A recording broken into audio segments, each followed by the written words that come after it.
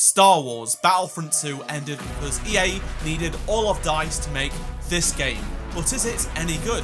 Here is my first impressions of the gameplay of Battlefield 2042. Hello everyone, my name is Azatru, how are you, and welcome to another video of mine. And in this video, I'm just going to be rambling and sharing my thoughts on the gameplay of this beta that just went live yesterday for Battlefield 2042. I thought I'd make this video because some of you may not have had a chance to play it yet because it doesn't go in open beta until tomorrow. You can currently play it if you are an EA Play member or have pre-ordered the game, but if you haven't done those, then you can jump in tomorrow for a couple of days and experience this game for yourself. And I know some people watching this may not have even played Battlefield before. This is your first foray into the franchise because you've come from Battlefront 2 and you want to see what the Battlefront team and the rest of DICE have been working on for the past few years. And I have to say, it's pretty awesome. I'll get into the details of what I love and what I don't like later on, but just to give some background for those of you that might not know my history with Battlefield,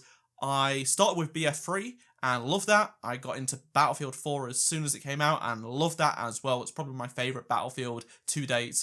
And I did enjoy Battlefield 1, but to a lesser extent. But I did still play it quite a bit. Same with BF5. I think the gunplay in BF5 is my favourite of the franchise, and that goes into Battlefield 2042 a little bit. And I have been back and played, the Bad Company games back during the 360 era after I did get into Battlefield 3.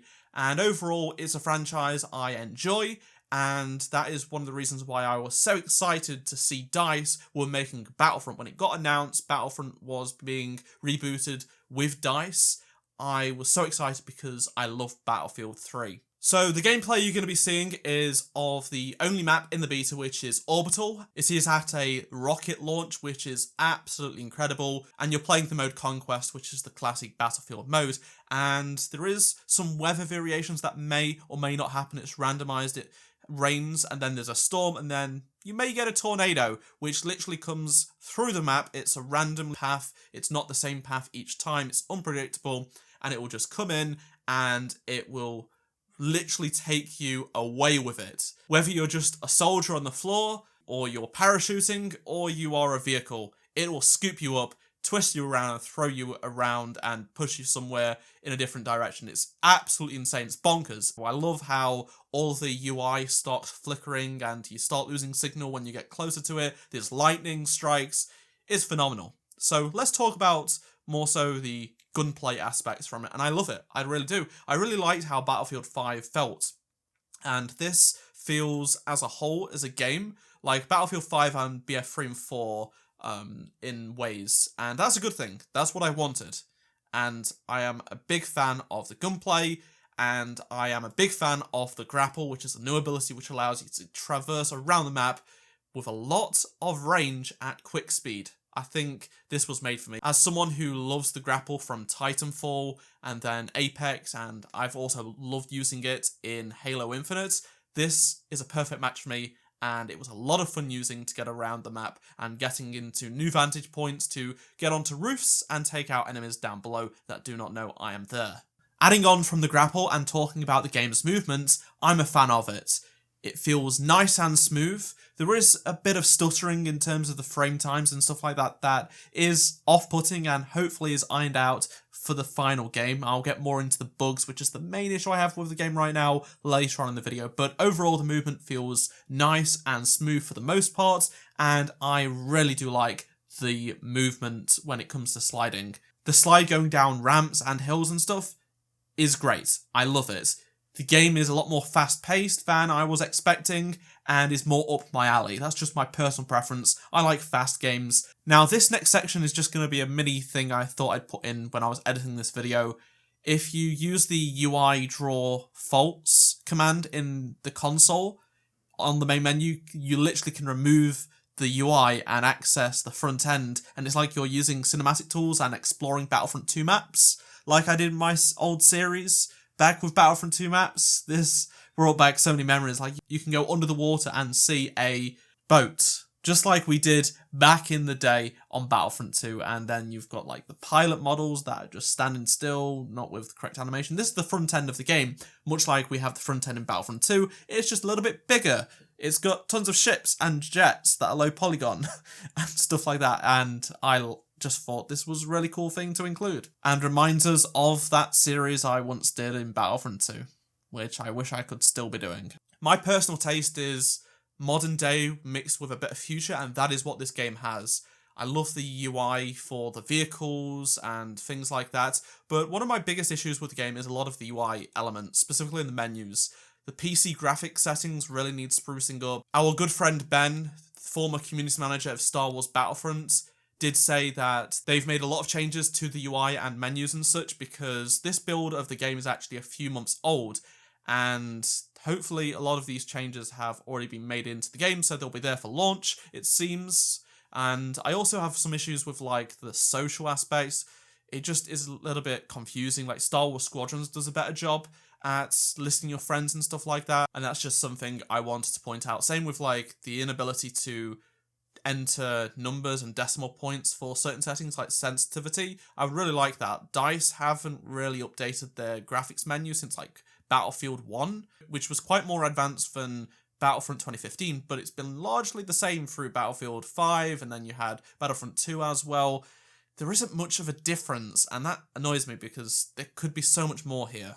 Another new mechanic that I really do like is the customization on the fly for weapons. You hit the T key on keyboard, I'm not sure what it is on controller, but you literally just hit that and you're able to add attachments on the fly. So if you're set up for a close range gunfight and then the situation changes and you need to go long range, just hitting that, selecting the attachments you want for that gunfight is fantastic. I love that so much. It really has made the game, in my opinion, a lot better.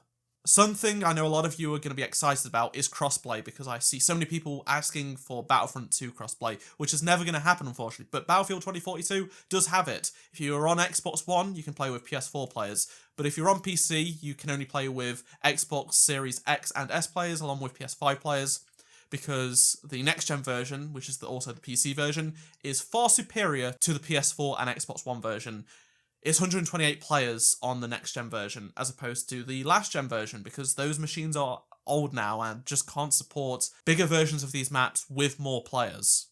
It used to just be 32 versus 32 for 64 players, but it's actually 64 versus 64, and if there is not enough players in that server, it's filled up with AI, which reminds me of Capital Supremacy, you know, those bigger battles thanks to the AI, and this has been improved upon because you literally have this huge map which has probably too much space in it, filled with players. But what's good is if people do leave, an AI will populate that, so you're always going to keep fighting against enough players, which is a good thing. I'd highly recommend checking out this beta when it does open. It's like 18 gigs, so it's not a huge download. You can actually preload the beta if you haven't already as well, even if you don't have access right now. So if you want to get ahead of the downloads tomorrow, download it right now to your console and you can play the open beta tomorrow when it does go live for anyone who hasn't pre-ordered. Get in and try it out, even if you've never played Battlefield. But if you like Battlefield, you like modern shooters, and even if you like Battlefront, I think you'll like this game.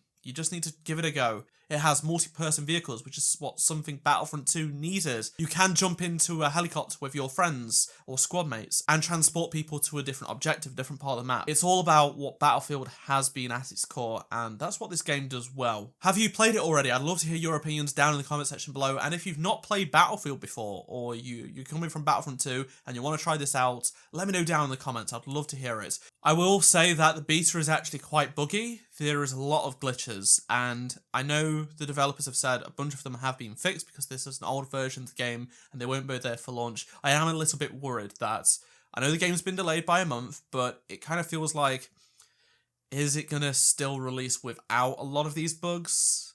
I just hope a lot of the more noticeable ones are gone. It's just kind of disappointing to see that the Halo Infinite tech test that isn't even an actual beta is far more polished than this version of Battlefield. I know, again, this version of the game is a few months old, and a lot of progress can be made in just a few months. I've seen it firsthand when I was in the development process of Battlefront 2.